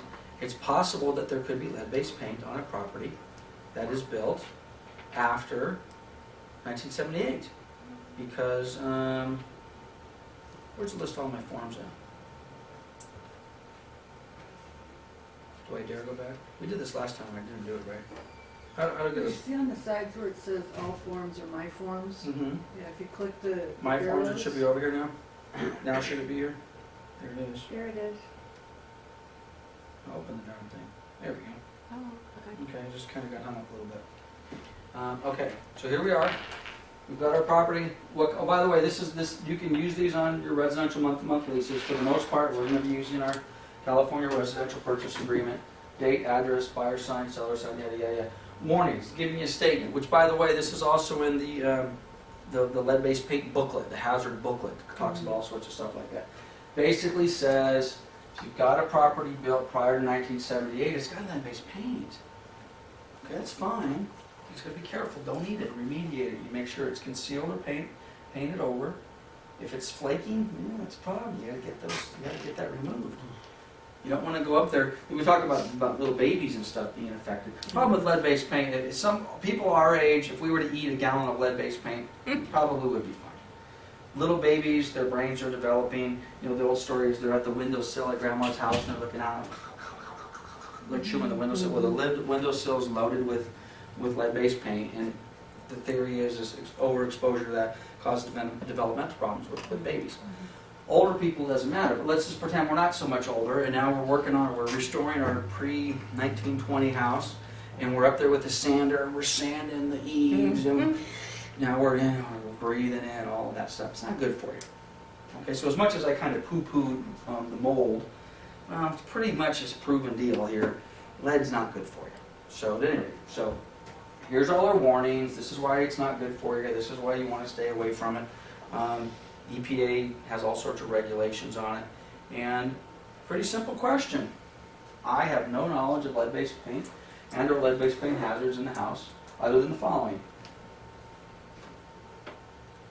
I have no reports or records pertaining to lead-based paint other than the following. If you have the information, you disclose it. Very, very simple. Seller signs, basically certifying that they either have knowledge or they don't. You sign. Now again, the listing agent has informed seller or landlord of the seller or landlord's obligations and is aware of the agent's responsibility to ensure compliance. I review the information and certify to the best of my knowledge the information is correct. We provided their information. We believe they've answered honestly. Okay. We provided them the information. The house was built in the 50s. It looks like the paint's original. Seller's lying. Well, it was all repainted. All of it was remediated. It's no good. We got to put that on our Avid. Now, we don't know for a fact. We believe that this property may contain hazardous lead-based paint. Recommend further inspection. Check it out. So we're going to sign here. The buyer signs here. Now, all the buyer is doing is they're just acknowledging that they've received copies of information. Okay? That's all they're doing.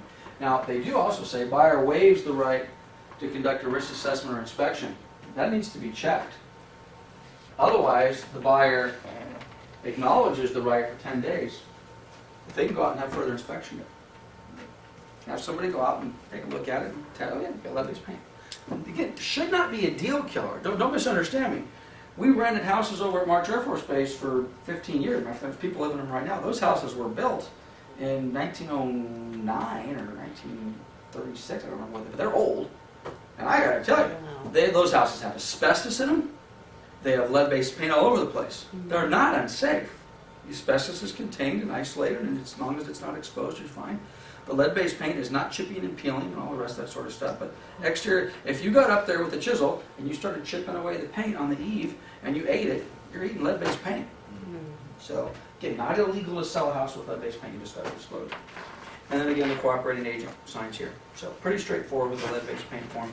I say use them on all of your houses, no matter of the age. Okay? Water heater smoke detector statement. Pretty straightforward stuff, guys.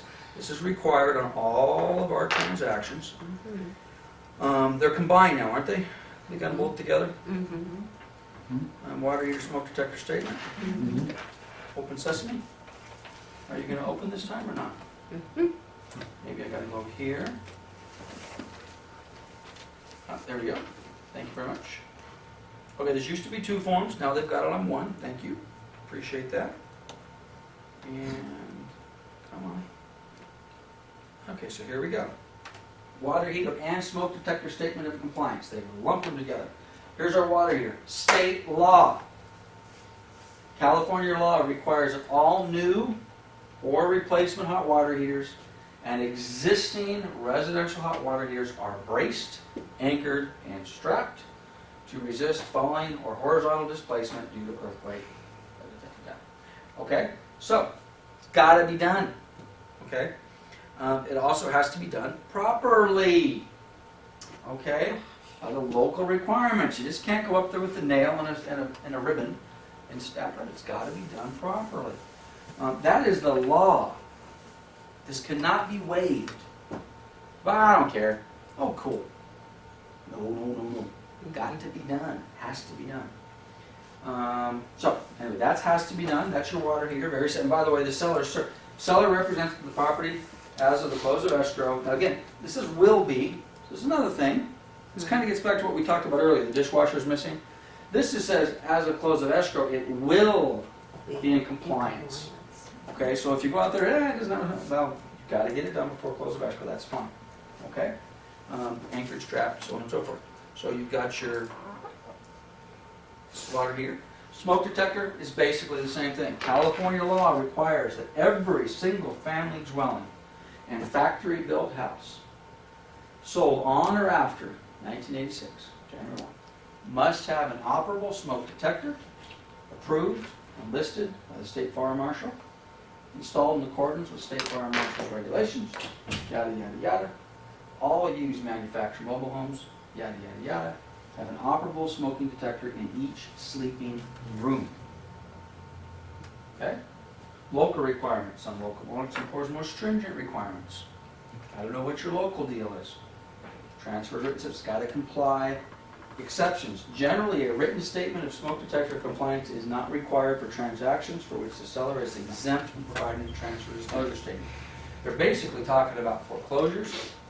Banks do them anyway. Put your smoke detectors in. Okay.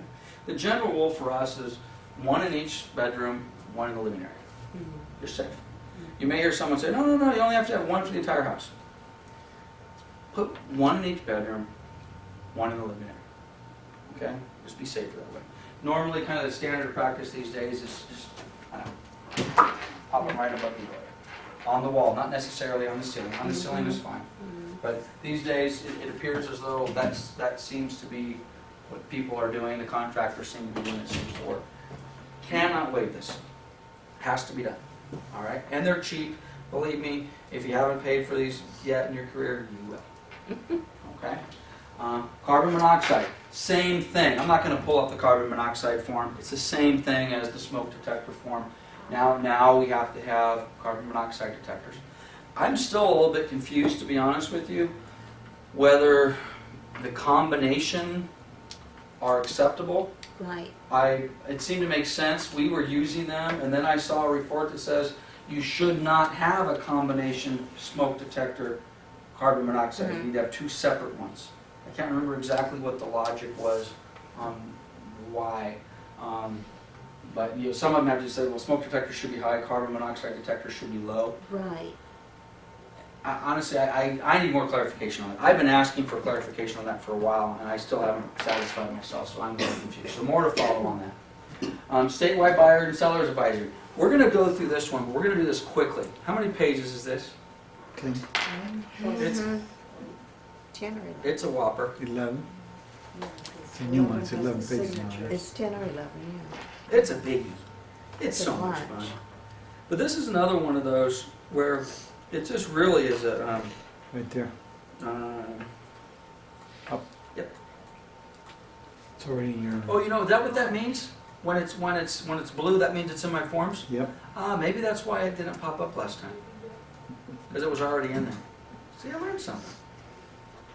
There we go. Sure thing, Lance. Okay.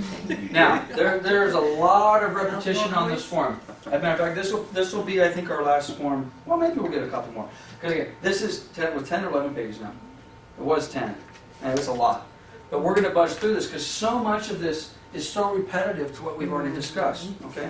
So, again, buyer's rights and duty. You have a duty, a right and a duty to check the condition for improvements, yada, yada, yada, yada. Strongly advised to investigate. That's why I do love this form, because it puts in big, bold letters. Investigate the condition of property. And also, make sure it's suitable for what you want to do with it. Yeah. The condition's perfect, but you wanted to do this with it, and then you discovered you can't do this with it because the city doesn't allow you to breed dogs. Well, it was a big lot. It was perfect. Well, I know, but the city said you wanted to breed dogs. Now, how would you like to be the real estate agent who spent a year walking around with that buyer, knowing that the property that they wanted to buy was specifically so that they could live in it and do dog breeding, and you showed them that property and you said, here it is, This is it. this is it. Only to find out you never checked with the city, or you never asked, or maybe the seller that'd be the type of thing. Well, the other guy was breeding dogs here. Well. Is that logical? I'm the agent. Yeah. Shoot. One would assume. One would assume, well, they've been doing it illegally for ever, or they were doing it, the ordinance changed, they were grandfathered in, Uh-huh. and now you can't. You better know where you're selling. Okay, so we got all that good stuff going on here. Make sure you know what you're doing, where you're selling. Broker, we have duties? Yes, we do. It says right here. Actually, the first thing it says is we do not have expertise in all areas.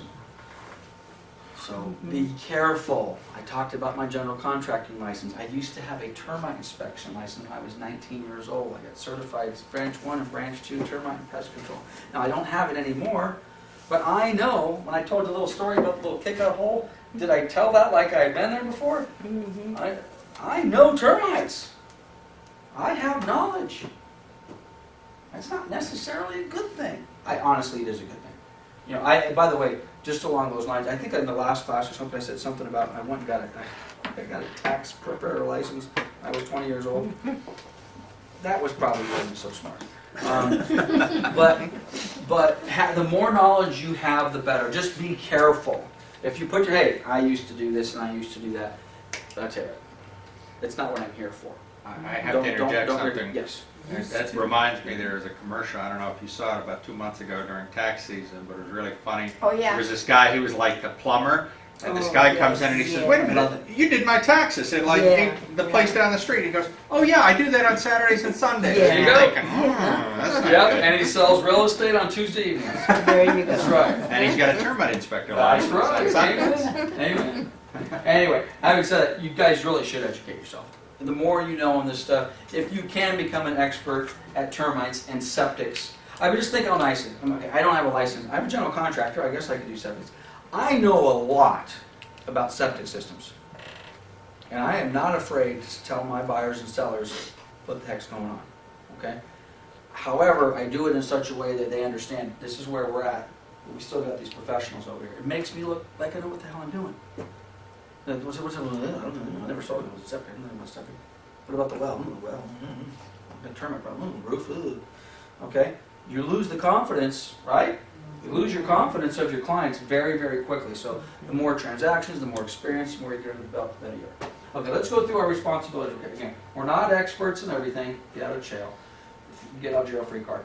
For most sales of residential properties with no more than 4 units, the brokers have a duty to make reasonable, competent digital inspections, AVID, right, and disclose material facts. Many defects and conditions may not be discoverable. It's on the wall. Can't see it. I don't know. May not be discoverable. Many broker may give a referral to another professional. Brokers do not guarantee that person's performance. I mean, that's nice, but we get sued for that stuff all the time, right? Make sure you select who you want. This is not the only place where this shows up. You know, let's suppose we all love summer. Hey, you should use summer at Town and Country Escrow. We made it what we felt is a legitimate referral to a quality individual who's going to do escrow. But you can choose whoever you want. If you don't want to use summer, who do you want to use? Choose whoever you want. But we got to be careful. You got it. That's where we get in trouble. Any written agreement between the broker and either buyer or seller or both establishes the rights and responsibility of those parties.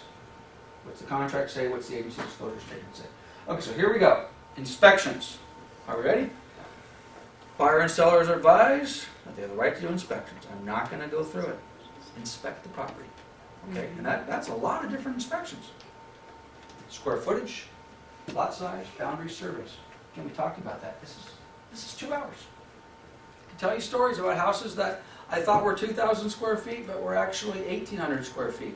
The buyer bought a bigger house, and they were pissed. What? It's 2,000 square feet. I know the MLS at 1,800. You should be happy. It's going to cost me more to heat and cool this house. It's going to cost me more for carpeting and painting. And the wife has to clean that. And now it's going to cost me more to clean. You're damned if you, I mean, it's either way. So you check all that stuff out. Lot size, boundaries, soil and geologic conditions. We don't have a lot of those. I've had 3 opportunities, or opportunities if you will, where I had to get geologic conditions. Be careful with this. Don't let your buyers run roughshod on you. Okay? Yeah, but if your buyers can, a house in Paris, oh God, long time ago, turned 12 years ago. There's a lot of clay, decomposed granite here, but the farther down you get in Paris, it's more of a clay-based soil down there. So the backyard's no grass, lots of rain, and then it dried out. It'll look like, you know, those pictures of the desert where it's all just like cracked and like little things, and there's like just like deep cracks. So the buyer's like, well, what's this, man? We've got soil and geological problems. You don't. You had a lot of backyard got flooded and it dried out, and it's just, get a rototiller, clean it up. You know how much that by the way, this is a track house, by the way. Track house. There's no settling cracks or anything anywhere in this property, anywhere. You know how much it costs to have a geologist come out and drill core samples to test the soil? A lot. A lot. Yeah. 5 G's just to have the stuff drilled, and then if you got the report, they don't talk about correction. Yeah. Okay? Now, having said that, let me give you a reverse. Who's familiar with Hidden Springs? You been up to Hidden Springs recently? Well, there's a street, was it cross Pebble Beach? Pebble Beach?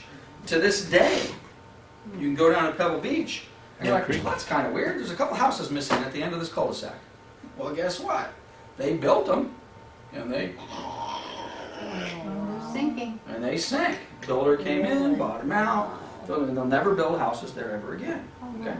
So in that particular case, if someone just would have poo-pooed that geological, they would have been. I have Manny, the agent prospect here. Oh, he's a little bit early. If you want to introduce him to Ingrid for a few minutes and give him a cup of coffee or something, Okay. Then you can put him in the conference room at the end, and I'll be there in 8 minutes. Sounds good. Okay, cool. So be careful with that.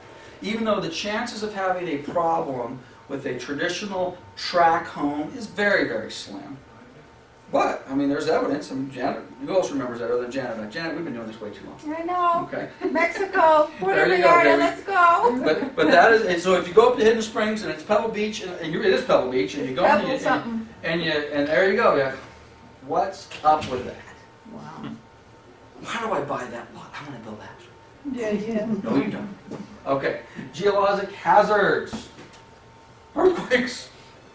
You live in California, baby. You're going to have earthquakes. Environmental hazards. What do we got? And it's not just my silly example of someone changing their motor oil and pouring it in the backyard. It could be other stuff. Radon gas, asbestos, electromagnetic fields. You sell houses underneath the power lines. Yeah. That's a big thing. It is a big thing. I sold a bunch of them right off the kitchen. San Lupe, I sold 6 houses on San Lupe. You look out the back window in the kids' room, you look up, and man, you feel like you can almost grab those wires. And they're not just the little wires, they're the big high-tension ones. They buzz. Bzzz. Okay? Environmental hazards. Lead-based paint.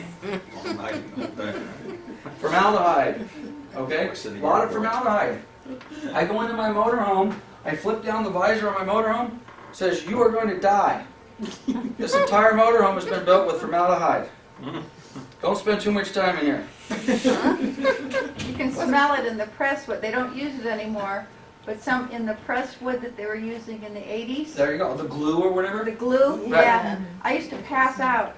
So yeah. Yeah, but you were sniffing it on purpose, though. No. Is that at work or That was in the 70s, Lance. Oh. 80s I was trying to avoid it. Hey, Janet's got some stories, girl. If you guys haven't taken Janet out for a drink or for dinner, you're missing something because this girl's got some stories. Okay, we got mold. We already talked about mold. We already talked about water intrusion. Are we starting to become redundant in these forms? Water intrusion. We already talked about water intrusion. Now, we haven't specifically talked about septic, but let's face it, if you have a property that's on septic, this is a good time to spend a little more time talking about septic, okay? Now, of course, if you don't worry about it. Same thing with wells and water systems. There's a whole, I know Debbie just did it, who has never sold a house with a well or a septic yet? Oh, with the septic, yes. Okay, so we've all sold houses with well, okay. And then, Lynch, but when you get to your first one, if you haven't done it, come see me. Do not go into these things blind. Honestly, they're not that complicated. But you need to know what to expect, and more importantly, you need to know what to prep your buyer and or seller to expect. So don't wing it. I already made the mistakes. Don't make the same mistakes I made. Wood destroying pests, that's our,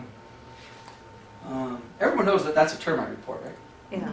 I had an agent, we did this class 6 months ago, and didn't realize that was a termite report. Which I get it, why don't they just call it a termite report? Well, because wood destroying pests are not exclusive to termites.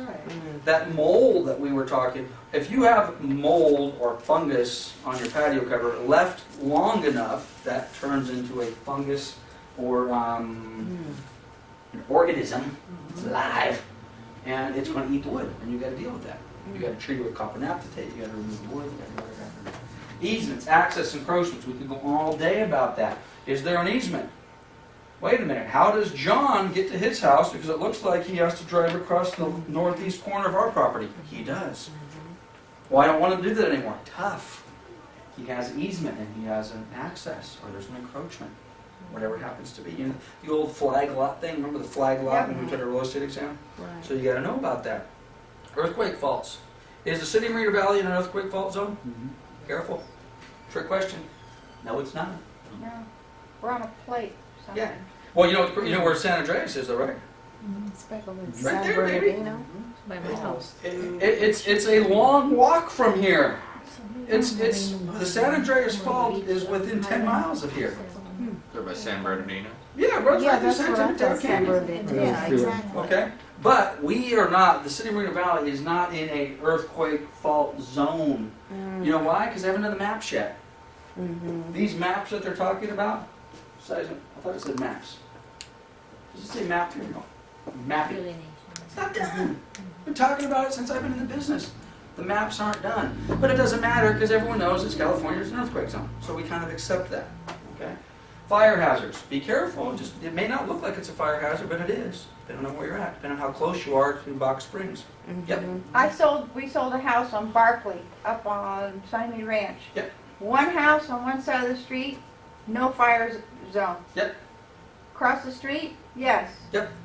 Go figure. Well, it could have been, it was 50 yards closer to Yeah. the hill, or it could be it was 50 yards farther away from the fire hydrant. Yeah. That house on that side of the street is close enough to the fire hydrant, it's exempt. You're just 5 feet too far away from the fire hydrant, you're now in the zone. Figure it out. Flood hazards, we talked about that. Map zones may change. We talked, and they're talking about the fire zones, which they have maps for. This is why we use the natural hazard disclosure, because they do have detailed maps as to, by the way, it's not just, are you ready? Let me just do the fire ones. State fire responsibility area is different than which we already talked about, a very high fire hazard zone. A special flood hazard area is different than a potential flooding zone. Okay? They're all different, and they all have legal meaning. Okay? Building permits and code compliance. We talked about that.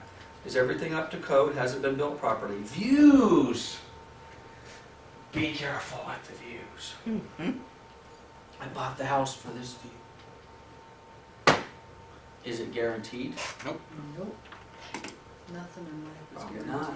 guaranteed. The neighbor should let his tree grow. Yeah. How come nobody's doing well? Because the city didn't guarantee it, the homeowner association doesn't guarantee it. It was there today, it's gone tomorrow. Sorry. So be careful with your views. Future repair, replacements, remodels. You might have to do something. You might have to replace a roof every now and then. Okay? Golf course disclosure. What happens when you live on a golf course? Do you believe that we have to have this? Isn't that Those dumb? balls. Is that the stupidest thing you've ever seen in your life? Having said that, I've sold a couple houses, Marina Valley Ranch. Yep. Back of this house, bam, bam, bam, bam. I'm not kidding. 100 pock marks Oh, wow. in the stucco. They have like these thick screens. Yeah. They come off the windows about 6 inches and they hang down real tight. There's little shields so they don't pop through the windows. Right. But again, you come on, man. Yeah, okay. It's the hazard. Now this particular house, it was literally in the worst spot possible. Somebody needed to do something other than what they did. But do we have to have a disclosure to live on a golf course? You didn't see the golf course right there? Schools, are schools important? Yes. I live in Riverside. Just a big one. I live in the North School District. Right. I am a street away from the Pauley School District, which is better. Holly. Pauley. But you know what the crazy part is? North has a better football team, not that that's important. But academically in the last few years, North has actually outpaced Pauley. Yeah. Yep. For resale value, where do people want to live? Pauley. Mhm. I'm on the wrong side of the tracks. Okay? I bought it, I'm a realtor, and I knew it. I bought on the wrong side of the tracks. So from my perspective, if schools are important to somebody, and they are, I'm one of those guys who, can my kids live with you for the next 10 years? Turn the video Are off. we all? Both of my kids lived with Mike and Denise LeBeau for their entire school year. Because they lived on the right side of the track, and I didn't. Neighborhood noise, we already talked about it, right? We already talked about it. We already talked about pets and animals, right? We talked about it. Yep. Swimming pool, we didn't talk about swimming pool security and safety. Pools have self-latching gates, covers, fences. You have to have all that sort of stuff. Make sure you're in compliance. Retrofit building requirements. Some cities say you have to change out your toilets, right? Low flow toilet, shower heads, yada, yada, yada. If you're in that area, you gotta know it. Water shortage. My mom and dad live out at Sun Lakes, live on a beautiful golf course out there. I think 2 or 3 times in the last 12 years, in the summertime, guess what their golf course has done? What They turn the water off, oh. and it's dead. Oh. It's beautiful brown, not beautiful green.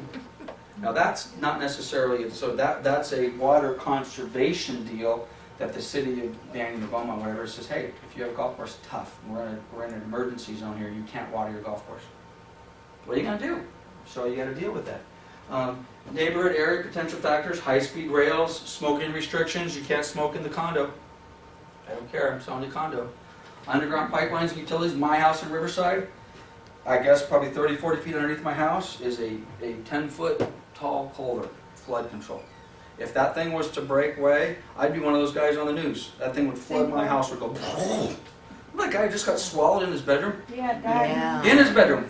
Can't. Oh, yeah. That could be me. That could be the guy, because I got one of these pipelines over there. Let's get high, man. All right? Let's get loaded. We got some. We got. Nowhere to look. Do you have to disclose this? Marijuana is a big You deal. said that on the camera. What's that? Let's get It was in context of the marijuana and the meth labs. You got to disclose them. And again, marijuana anymore. I mean, I don't know. I mean, I want to get on my high horse one way or the other, but I mean, it seems like everybody's getting high. You know. So I mean, for some people that's a big deal. For other people, it's not. I can't grow weed here. I got my medical marijuana card. It's a whole other story, which I don't have time for because I'm 3 minutes late for my appointment. But I'm going to finish this form because we're so close. Insurance and title foreclosure. This is basic stuff. California Fair Plan. You guys familiar with California Fair Plan? California Fair Plan. Buyers advise that there's special insurance. Hillsides, flooding, brush, so on and so forth. Historical designations. You would think it would be great to buy a house that has a historical designation. Can't change it anymore. That's right. Can be a real Be headache. careful.